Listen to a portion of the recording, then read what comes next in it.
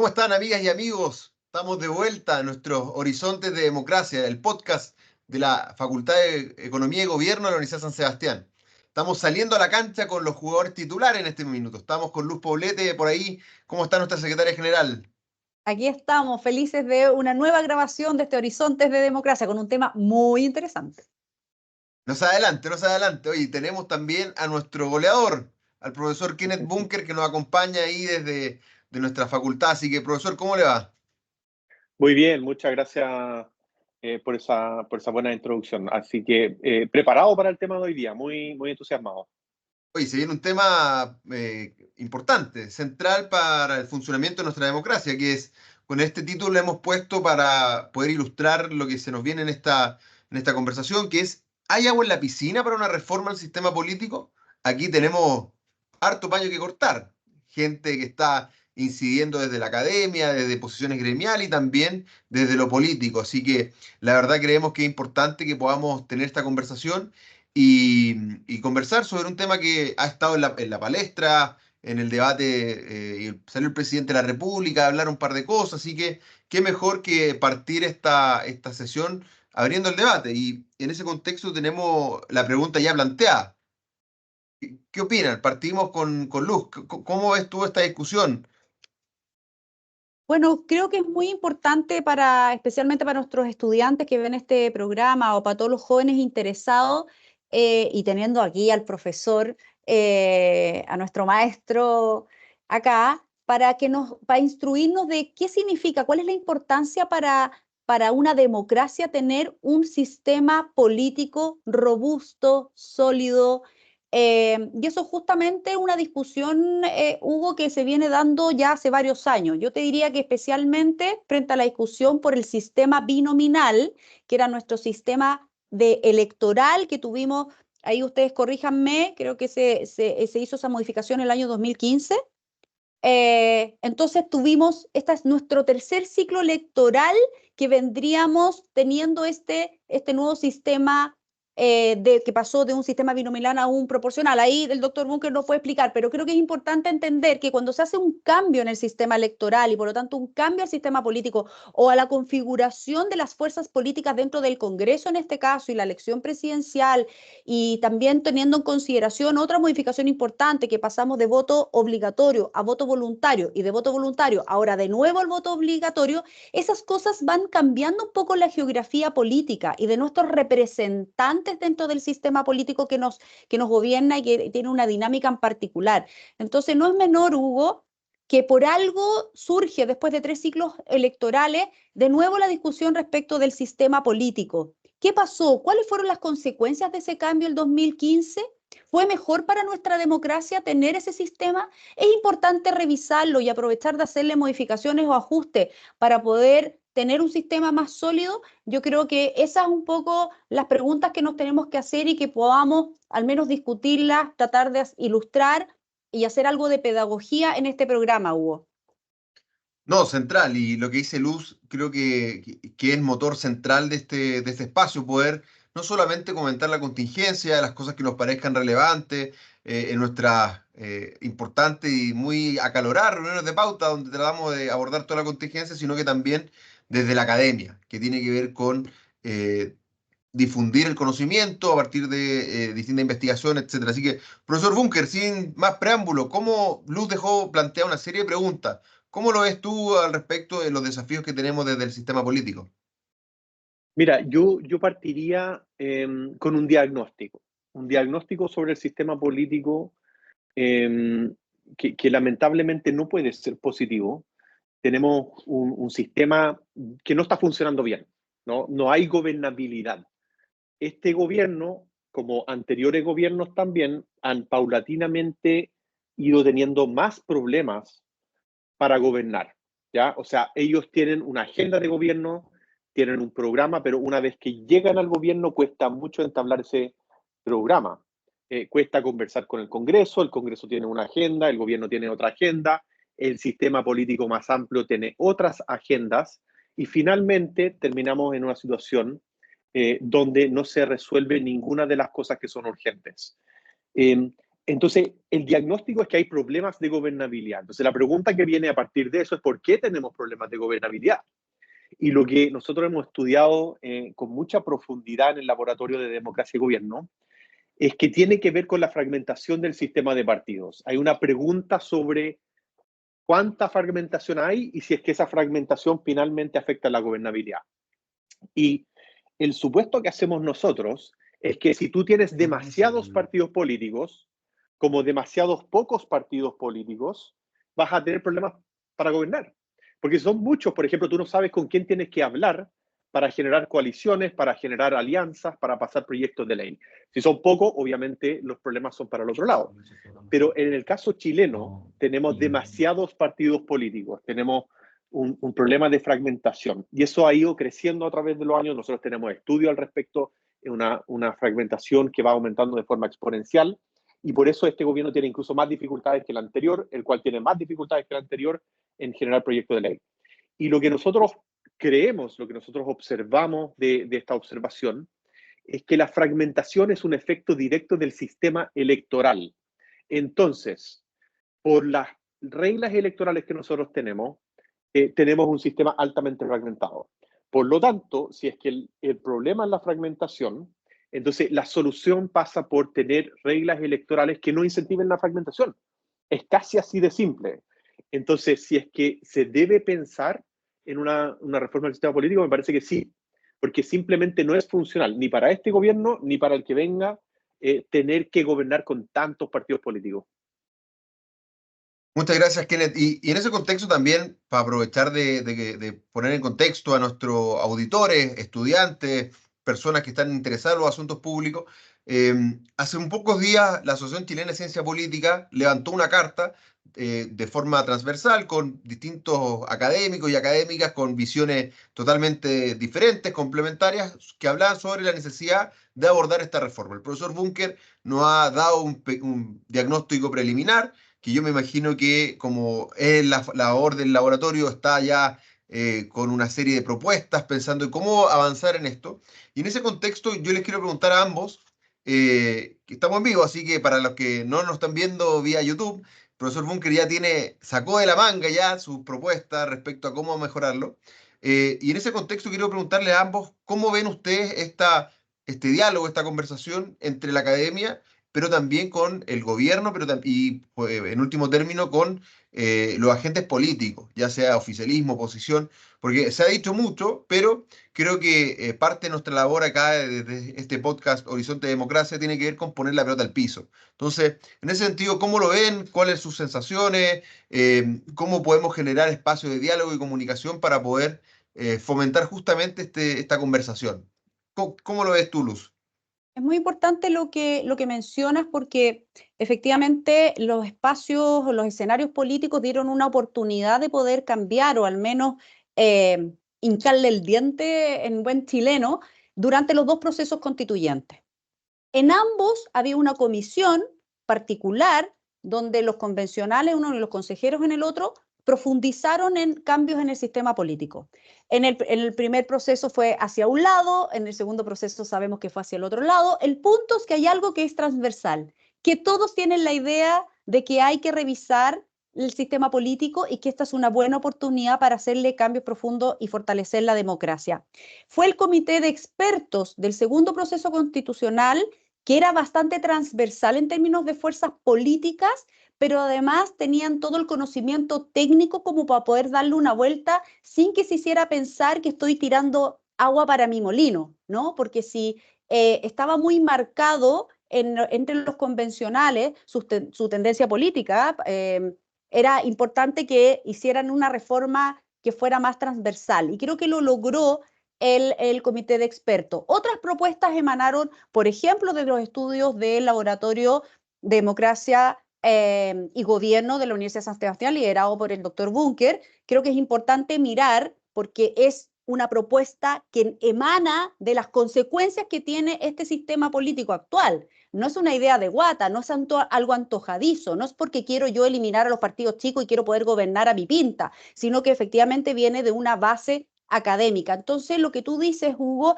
es muy importante que esa conversación, hay otros centros de estudio que también han puesto sus propuestas sobre la mesa y los partidos políticos actuales, desde la democracia cristiana que hemos visto, hemos revisado con el profesor Bunker, como la UDI, Renovación Nacional, Evópolis, el Centro de Estudios Horizontal y otros se han volcado a que existe una oportunidad hoy.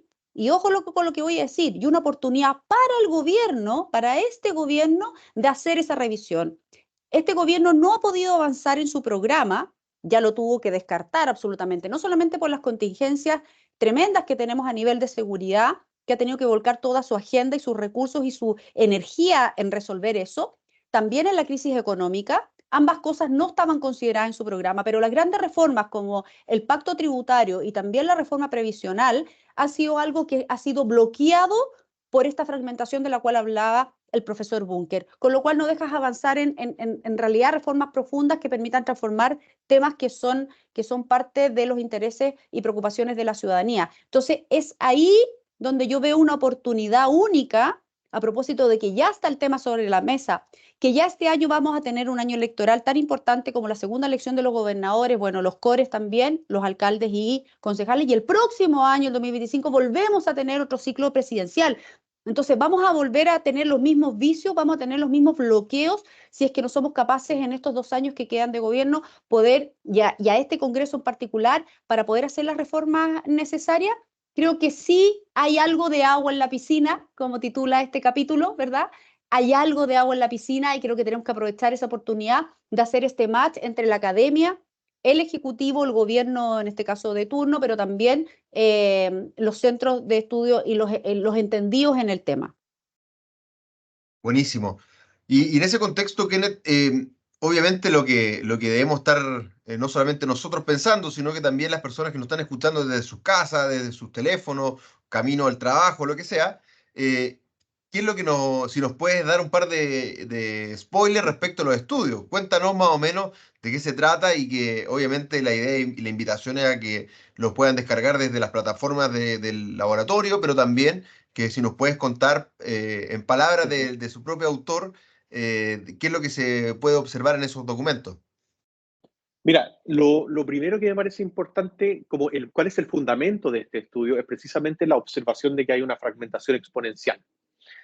Entonces, a mí me parece que cualquiera que esté observando que el número de partidos políticos va aumentando, no de partidos grandes, no de partidos con representación, sino que partidos pequeños en las orillas que más encima tienden a ser muy extremos, si cualquiera observa eso, estaría preocupado por la situación de la democracia, por la gobernabilidad, y trataría de reformar el sistema electoral para reducir un poco ese número de partidos a un número más bien óptimo. Ahora, si es que uno no acepta la premisa de que hay fragmentación, obviamente es mucho más fácil descartar la idea de que una reforma electoral, de que se necesita una reforma electoral. Entonces yo partiría por eso. Nosotros, a partir de una examinación de 5.195 competencias electorales desde 1989 hasta el 2023, en elecciones legislativas, de consejeros regionales, de diputados, de senadores, de concejales, de alcaldes y de municipales, vemos que hay una fragmentación exponencial y por eso creemos que es necesario actuar. Ahora, la propuesta que yo tengo, que tú mencionas, que va a salir ahora, en estos días, y que ustedes han tenido el beneficio, digamos, de ver, de que lo hemos comentado, es en el fondo un marco para la discusión. Es una propuesta a reformar en ciertas áreas el sistema electoral para hacernos cargo de este tema de fragmentación y dar incentivos para que los partidos que sean más grandes, que sean más representativos, de que tengan suficientes seguidores, sigan en el sistema y que el resto pueda tratar de sobrevivir si es que tiene suficientes si es que tiene suficientes votos. Ahora, ¿de qué se trata esta propuesta? Es una propuesta que mira al tamaño de la asamblea, que en el fondo es cuántos diputados o senadores se eligen, la magnitud de distrito, que es cuántos senadores o diputados se eligen por cada distrito, la barrera de entrada, donde se propone que tiene que haber un mínimo en el porcentaje de votos a nivel nacional para optar por representación. Se habla sobre la necesidad de los pactos de subpactos y también de regular a los legisladores que son independientes, que se retiran de los partidos políticos por los cuales fueron elegidos y que recibieron su mandato. Ahora, esta propuesta tiene una propuesta específica en cada una de estas áreas, pero el punto final de esto es hablar sobre cada uno de estos puntos, encontrar un punto preciso. Entonces, como el podcast dice, el título de este podcast, si es que hay agua en la piscina, hay agua en la piscina, pero tenemos que encontrar la combinación perfecta.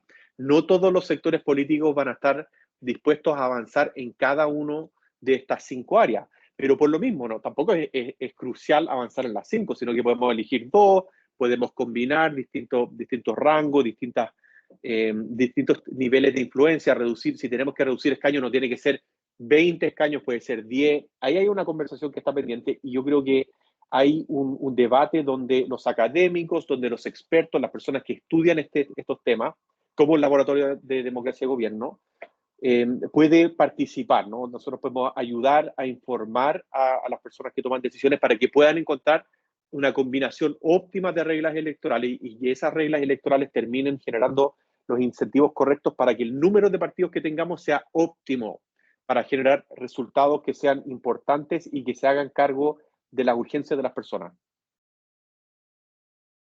Indudablemente, a partir de lo que señalan los dos, hay agua en la piscina. O sea, yo creo que es indesmentible que más allá de toda la tinta que se ha gastado, de todas las intervenciones que ha en encuentros con conspicuos empresarios que hemos tenido la semana recién pasada, yo diría que hay consenso de la necesidad de por lo menos abrir la discusión. Podremos tener diferencias respecto a qué ámbito es el que se debe mejorar, perfeccionar, y en ese sentido el llamado que hace nuestro podcast y también desde la Facultad de Economía y Gobierno de la Universidad de San Sebastián, es identificar cuáles elementos tenemos que abrir esa discusión con más celeridad quizá. Pero indudablemente aquí, y yo me atrevo a establecer que el principal llamado tiene que ser a tener una mirada sistémica de todo esto. Porque si solamente abordamos una de las dimensiones, puede generar algún tipo de discrepancia, problema o directamente que esta, usando las metáforas de la medicina, que para determinados síntomas utilicemos algún tipo de tratamiento que a la larga no sea beneficioso para el paciente. Y en ese contexto, como el tiempo vuela y sabemos que aquí hay mucho interés de parte de algunos de nuestros estudiantes de participar, queremos aprovechar también de fomentar este llamado, que nuestros estudiantes sigan mandando preguntas, sigan haciéndose presentes en este podcast, porque tenemos 4 preguntas que las voy a enunciar y ahí vamos pimponeando de la respuesta, ¿les parece? Entonces, la primera pregunta, ¿qué factores indican que existe la disposición o el apoyo necesario entre los actores políticos y la ciudadanía para realizar una reforma al sistema político actual? Si les parece, voy a leer las 2 primeras y después vamos avanzando con la siguiente.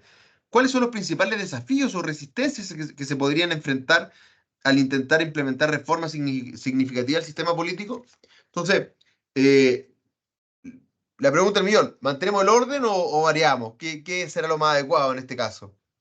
Nos desordenamos, pues Nos desordenamos que entonces. parta, Sí, yo desordenémonos con las parto. preguntas. ¿Cuánta A ver, rebeldía? ¿Ah? oye, antes que sigamos, yo quiero hacer un saludo aquí para las personas que están produciendo este podcast, que están atrás de la escena. Atenea, Fernanda, Lorena, Adonai, son todos estudiantes de la Universidad de San Sebastián que nos ayudan a recopilar estas preguntas, que están grabando también, entonces vamos a tener De la carrera de ahí administración pública. de Muy Administración bien, Pública de la sí, Universidad de San Sebastián, ¿eh? Así que están acá produciendo nuestro podcast. grande el equipo. Eh, Grande equipo del laboratorio. Oye, mira, yo creo que hay un debate que está instalado. ¿Quién lo instaló? El presidente de la República. Primero dijo que no, quería avanzar en una reforma del sistema político y después dijo que sí. Cuando dice que sí, abre las compuertas y ahí es donde la sociedad civil, los partidos políticos, las distintas organizaciones tienen el deber de ayudar al presidente a entender qué tipo de balance puede encontrar. Entonces, este es el momento, creo yo, de hacer propuestas, de todo tipo de propuestas. Después veremos cuáles. Pero hay que poner todo sobre la mesa para encontrar la mejor combinación. En cuanto a la segunda pregunta, lo que yo creo que podría torpedear el esfuerzo de una reforma del sistema político es ser demasiado ambicioso. Aquí no hay una sola combinación que va a funcionar. Hay múltiples combinaciones. Y lo que suele ocurrir cuando uno entra en este tipo de debate es que ninguna de las combinaciones que uno ve originalmente son las que finalmente terminan siendo las que se adopta, sino que una combinación de eso. Entonces yo creo que nadie debiese querer o esperar que se apruebe un sistema político y si es que eso no se aprueba se baja de la conversación, sino que todos también deben estar dispuestos a negociar y entender cómo puede ser distinto, cómo estas distintas soluciones pueden funcionar en distintos momentos. Oye, sigamos con el desorden, Luz. ¿Cómo ves tú la cosa? Sí, yo complementaría lo que dice el profesor Kenneth con que se requiere de mucha apertura primero porque creo que este es el momento, si hay agua en la piscina, es el momento de poner las propuestas, como decía el profesor, y a escuchar esas propuestas, porque muchas veces uno se casa con su idea, y hablo tanto de la academia como de los políticos en sí, cada uno es parte de un partido, entonces que quiere sobrevivir. Te lo dice alguien que viene de un partido pequeño, a diferencia, hay partidos grandes, hay partidos pequeños, hay partidos nuevos, hay partidos que son más antiguos, hay partidos antiguos de gran tradición, como la democracia cristiana, que se están disolviendo prácticamente, que han perdido su identidad. Y hay otros que se están fusionando, como el Frente Amplio, que eran 16 movimientos, que hoy día después se convirtieron en 2, 3, 4 partidos un poquito más grandes, más relevantes, y hoy día se fusionan. Entonces, hay mucho movimiento. Entonces, vale la pena parar, respirar, escuchar las propuestas, ojalá con visiones como la que tiene el Laboratorio de Democracia y Gobierno de la Universidad de San Sebastián, que es una mirada desde fuera, desde los estudios, con la evidencia de cuáles son las consecuencias que trae uno u otro esquema. Y como bien lo dice el profesor, entonces hay que tener esa apertura. Si no tenemos apertura, cada uno se va a casar con su idea y como en muchas de las reformas, finalmente no se avanza porque cada uno se queda en su propia trinchera. Creo que ahí hay que mostrar y de luego la generosidad, decir, bueno, luego que escucho eso y veo los riesgos que tiene para mi coalición, para mi pacto, para mi partido, para la sobrevivencia de mi partido, pensando en los mismos políticos que son jueces, son juez y parte, ¿no? En este tipo de reforma, poder mirarlas hacia afuera y que todos pensemos en lo que sí estamos de acuerdo, que la democracia hoy día está en crisis, que hay peligro también en eso, que hay que cuidarla, que es muy frágil y que por lo tanto todo aquello que pueda contribuir a fortalecerla, la solidez, a veces requiere de cierta generosidad y de tener ciertas pérdidas, de soltarse estas pérdidas. Yo puedo ser senador o senadora con el 1%. ¿Es justo eso para la representación de que realmente quiere un ciudadano que va libre a votar? Hoy día ni tan libre porque va a voto obligatorio, y que finalmente se da cuenta que no sale aquella persona que quiere que lo represente o esas ideas que quieren que la representen. ¿Qué pasa cuando están ya adentro? Ok, llega con el 1%, renuncia a ese partido, entonces, oye, no me representa en cantidad de votos, ni tampoco me representa en mis ideas porque se acaba de cambiar de Evópoli a republicanos o de republicanos al PDG cuando ni siquiera conozco cuáles son las ideas que lo representan. Entonces, esto no es chacota. Las personas están cansadas y están súper desilusionadas de la política y de los políticos, justamente por estas prácticas. No les generemos nosotros el vicio a través de un sistema que puede ser mejorado para que la ciudadanía sienta la confianza que elige bien, que elige de sus ideas, que dice a las personas adecuadas y que van a hacer la pega como corresponde y que van a dejar gobernar a pesar de ser distintos a uno. Entonces tenemos algo de apertura para escuchar, de generosidad para hacer todas las combinaciones posibles y de que esto sea progresivo, como bien decía el profesor. No hay que cambiarlo todo inmediatamente. Aquello que se cambie también puede ser progresivo en sí mismo. Entonces, creo que ahí es donde tenemos que combinar, aprender a pensar fuera de la caja y tratar de llegar a los acuerdos, porque cuando uno tiene una idea común, como es transversalmente, todos, pero de todo el espectro político, y hasta desde el presidente de la República, el capitán Apaje, sabemos que tenemos que esta es una oportunidad para revisar en profundidad y hacer los cambios necesarios al sistema político. Aprovechemos eso, ahí para mí es la mayor agüita que tiene la piscina, aprovechar eso para tener esta conversación, pero seria, rigurosa y abierta. Oye, lo que al escucharlo nuevamente, el momentum está, la ventana de oportunidad, como nos diría la literatura de política pública, está abierta. Entonces, en ese contexto, si ustedes tuvieran la capacidad de elegir, de priorizar uno, dos, tres elementos que podrían establecer como un camino, un lineamiento de cara a esta reforma del sistema político, ¿cuál sería? Profesor Bunker, ¿cómo sería su priorización? Mira, yo también me gustaría clarificar una cosa aquí, que la fragmentación que nosotros vemos, a veces cuando nosotros debatimos estos temas, estamos mirando solo la fragmentación a nivel legislativo. Pero la verdad es que nosotros tenemos tantos partidos no solo porque hicimos una reforma el 2015, sino que porque también hicimos reforma por los niveles de más abajo. En particular la elección de Cores, que debutó el 2013, después el 2017, y compiten a veces hasta 15 partidos políticos en ese tipo de elecciones, ¿ya? Entonces, creo que tenemos que mirar, como tú dijiste, Hugo, el sistema como un todo, como un efecto sistemático de las reglas electorales en todos los niveles. Entonces, yo abriría incluso el debate político para pensar en reformas. Si es que no se quiere reformar el sistema legislativo, incluso se puede reformar los sistemas de las elecciones de menor nivel o de los niveles más por abajo que están dentro del nido, y pensar en cortar algunos escaños ahí. Pero dicho eso, creo que quizás el incentivo que se puede dar para que compitan menos partidos políticos o para que los partidos políticos que compitan sean los que son los más representativos, es pensar en el número de escaños, es pensar en cuántos escaños se escogen en total, y cuántos escaños se escogen por cada distrito. Entonces, por ejemplo, hoy día tenemos 155 diputados en la Cámara Baja. ¿Corresponde 155? Podríamos tener 130. ¿Cuál es el efecto de bajar de 155 a 130? Lo que dice la literatura es que el número de escaños es el principal determinante de fragmentación en el sistema de partidos.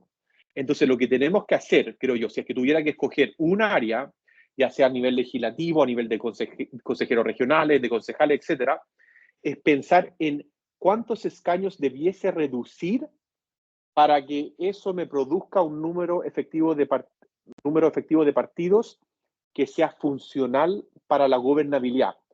No para un sector político, no para que nosotros saquemos cuentas alegres acá o allá, sino que para que tengamos un número de partidos políticos que se puedan poner de acuerdo, de que el presidente, sea quien sea, pueda mandar un proyecto de ley y que esa élite se pueda poner de acuerdo. Si tenemos demasiado, no va a funcionar como tenemos ahora. Si tenemos muy pocos, como teníamos antes, tampoco va a funcionar tan bien.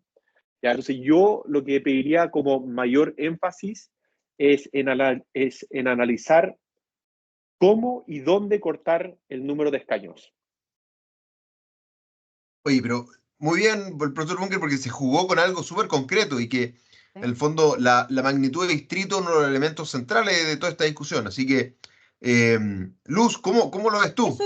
Eso iba a complementar, porque una cosa es el número de escaños y en esa discusión y estudio y profundidad y reflexión que habría que hacer, hay que ver la magnitud de los territorios. ¿Te fijas que en el fondo son estas circunscripciones, distritos, cómo se divide para algo que para mí es esencial y que quizás combina otro factor importante a analizar en esta primera pasada, que para poder empezar a pensar en otro sistema político, que ¿es realmente representativo ese número? ¿Por qué es representativo? Perdón, hoy día vengo con muchas preguntas, profesor, más que con respuestas, pero es que yo creo que ahí tiene que partir la discusión. 155, ¿por qué? ¿Por qué esos distritos? ¿Es proporcional al aumento de la población en esa zona? Porque a mí lo que me importa dentro de un sistema político es sentirme representado, pero el sentirme representado no es solo porque si no podría haber un diputado por cada persona y seríamos 18.000 o 20 millones de representantes, ¿no? Y eso sería otro sistema político. Nosotros tenemos un sistema político de representación. Esa es nuestra democracia, es una democracia representativa. Por lo tanto, tenemos que tratar de buscar el sistema que mayormente abarque una representación en las ideas, en sus partidos, en las coaliciones, en los pactos.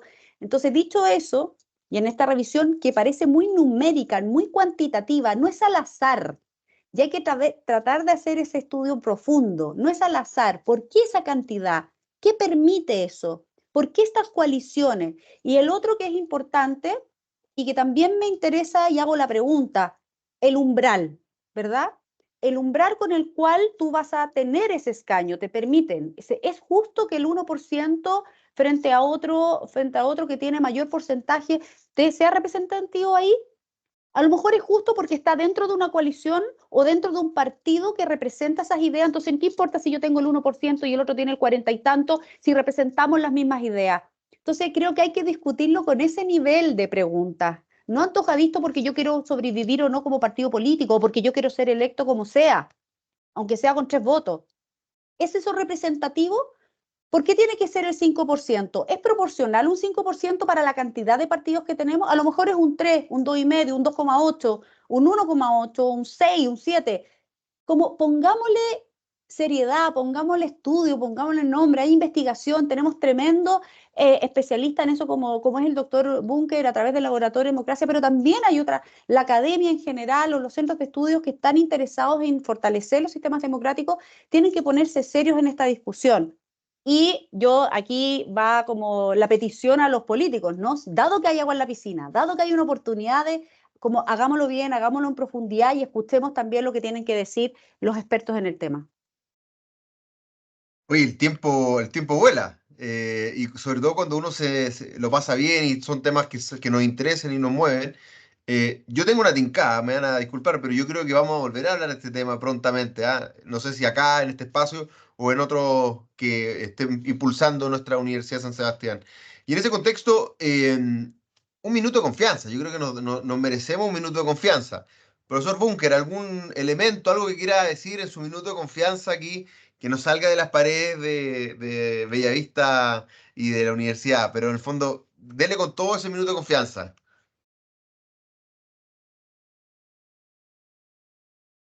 Ahí Ahí estoy. sí. No, yo quiero más que nada usar mi minuto de confianza para hacer una invitación a los estudiantes de la Universidad de San Sebastián. Nosotros estamos generando dentro del Laboratorio de Democracia y Gobierno un grupo que se llama Vectores, que son algunos de los alumnos que ha participado más en el debate, que está aquí, de hecho, están produciendo este podcast con nosotros, donde vamos a hacer un ciclo de charlas precisamente sobre este tema, donde vamos a mirar la distribución geográfica espacial de los partidos políticos, un mapa, una cartografía del sistema de partidos chileno. Vamos a mirar las razones de la fragmentación en el tiempo y también las propuestas de sistemas electorales que se pueden hacer y cómo esas combinaciones cómo se pueden hacer distintas combinaciones para generar precisamente un sistema de partidos funcional. O sea, yo creo que entender eso cuantitativamente es fundamental para la discusión. Entonces, más que nada, mi invitación es para que los estudiantes se acerquen al Laboratorio de Democracia y Gobierno, nos pregunten sobre este grupo de vectores, que pidan también el calendario del ciclo de charla y que también que participen, que las puertas están abiertas para todos ellos. A nuestra secretaria general, Luz Poblete, por favor, su minuto de No, confianza. en mi minuto de confianza yo quiero exigir ser parte de ese grupo de vectores, pero como estudiante. Quiero escuchar eso, quiero ser parte de poder analizar en profundidad esos territorios. Es tremendamente interesante y es una oportunidad única el poder estar en la contingencia de un posible cambio al sistema político y ser estudiante de la carrera de Administración Pública en la Universidad de San Sebastián, teniendo un laboratorio que va a estar en las propuestas concretas, tanto si tiene que ser para el gobierno, será para el gobierno, si tiene que ser para el Congreso, será para el Congreso, pero ahí estará el Laboratorio de Democracia y Gobierno haciendo propuestas concretas y contribuyendo a fortalecer nuestro sistema político democrático y representativo. Oye, excelente. Y bueno, me voy a autoasignar mi minuto de confianza.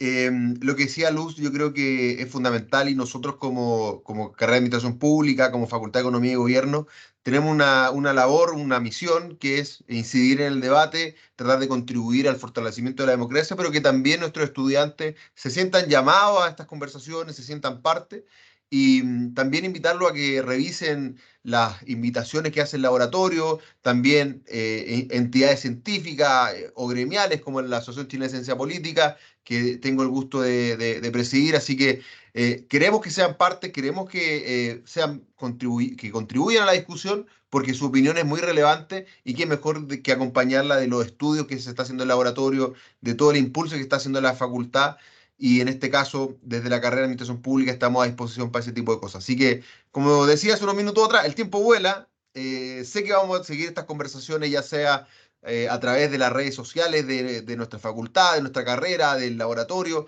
y también obviamente en algún café ahí, aquí en la universidad con nuestros queridos panelistas, doña Luz Poblete y también el profesor Kenneth Bunker, que hacen posible este espacio. Así que un abrazo a cada uno de ustedes y sigan escuchándonos y divulgando nuestras iniciativas por las redes sociales. Un abrazo. Chao, chao.